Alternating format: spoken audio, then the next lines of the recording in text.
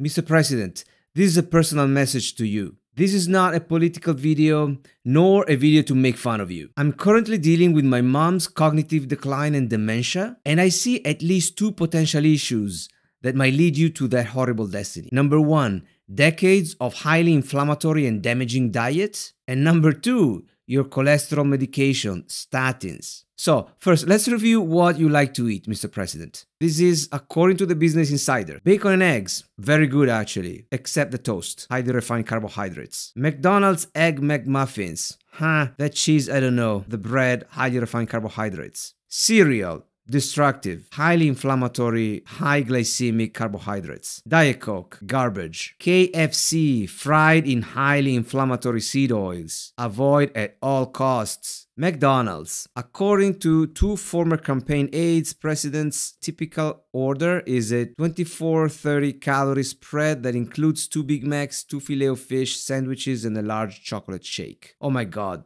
This is highly inflammatory carbohydrates, sugars, inflammatory oils. This is destructive diet. Pizza, even though you allegedly don't eat the crust. Taco Bell, highly refined carbohydrates and seed oils. Lay's potato chips, guaranteed heart disease, highly inflammatory. Both the potato, high glycemic carbohydrates, and the seed oils in which they're fried, and all the preservatives. This is destructive. Keebler, Vienna, fingers, and Oreos. Do we have to say this? Highly inflammatory, highly destructive, high glycemic, highly processed, high refined carbohydrates. See's candies, I don't even know what these are, but definitely sugar. Cherry vanilla ice cream, like President Joe Biden, sugar. Chocolate cake, sugar, and carbohydrates. So yes, Mr. President, your diet is full of sugars, highly refined carbohydrates, seed oils, highly inflammatory foods that elevate our blood glucose, destroy all our tissues, cause a lot of damage in all our body, but especially in our brain, and cause our body to produce plaques in the brain to fix the issues. In addition, because you're eating so much sugar, you are never in ketosis, and your brain needs ketones as an alternative fuel to glucose to produce energy. Now, you often point out how President Biden shows signs of decline. And you're right, he does. I've just made a video about President Joe Biden. But Mr. President, you share the same exact risk factors. So we talked about the highly inflammatory and destructive diet. The second issue that I pointed out that you share with President Joe Biden is that you take statins to lower cholesterol. In my opinion, based on all the research I've done because of my mom's condition, these two factors are the perfect storm that create and accelerate cognitive decline and dementia. This is because the diet is causing all the damage: inflammation, tissue degeneration, insulin resistance, impaired glucose metabolism, and absence of ketosis. And the statins are depriving your body from one of the main defense and repair mechanisms that we have, cholesterol. And by lowering the cholesterol, they also interfere with other vital mechanisms that we have in our body. For example, steroid hormone production, cell membrane creation, maintenance, repair, bile production, myelin sheath, maintenance and repair, etc., etc. But I'm a random guy on the internet. What do I know?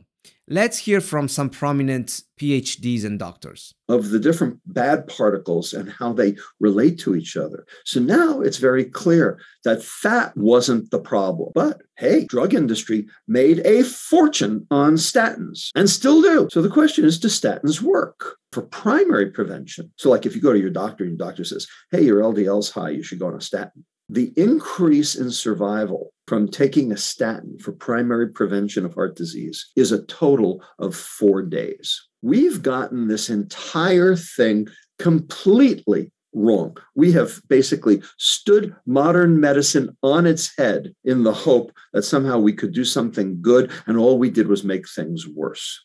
I'd also like to point out that any detectable benefit derived from statin therapy, even for secondary prevention, appears unrelated to LDL lowering.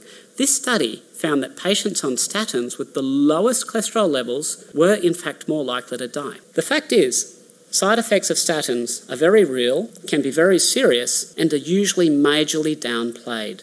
Take dementia. Subjects diagnosed with Alzheimer's disease had their statins stopped for 6 weeks, after which their cognition was then again tested. And guess what? 6 weeks after stopping their statins, their cognition had improved. So then the investigators resumed the study subjects back on statin therapy and tested their cognition again after a further 6 weeks. And guess what happened? Their cognition declined. Very suggestive that maybe some of what is diagnosed as dementia might actually just be statin side effect. Still on dementia, we have this more recent study that found statin therapy was associated with a more than doubling of dementia risk. And using scans, they were able to demonstrate impaired brain metabolism in the statin group. And still many doctors will genuinely believe that statins can't influence cognitive function.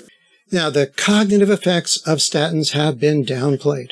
This is an incredibly important study that has been ignored, published almost a decade ago. And what you have here is people who are about 75 years of age had gone to the doctors reporting cognitive impairments. They're diagnosed with mild to intermediate dementia. And so what they did in this study was they took them off of their statins. And after about a month or two of being off of the statin, their cognition improved to the point where they no longer are diagnosed with dementia. And what's critical is now you put them back on the statins.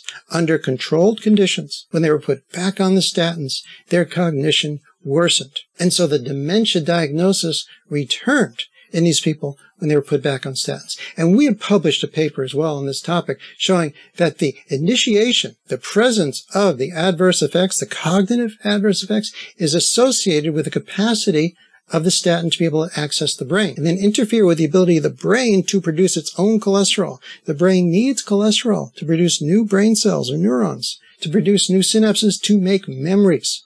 And so the kind of statins that can get into the brain, such as Lipitor, are the ones that have the highest rate of adverse effects reported to the FDA. So, Mr. President, according to CNN Health, back in 2018, you are taking Crestor or rosuvastatin concerning our Trump's total cholesterol levels and his LDL has both increased significantly over the last year, despite being on a statin drug known as Crestor. Well, I have 2 comments about this. LDL is not bad cholesterol, and the fact that your cholesterol increased despite the statin is actually a good sign. But I'm not a doctor, so forget about that.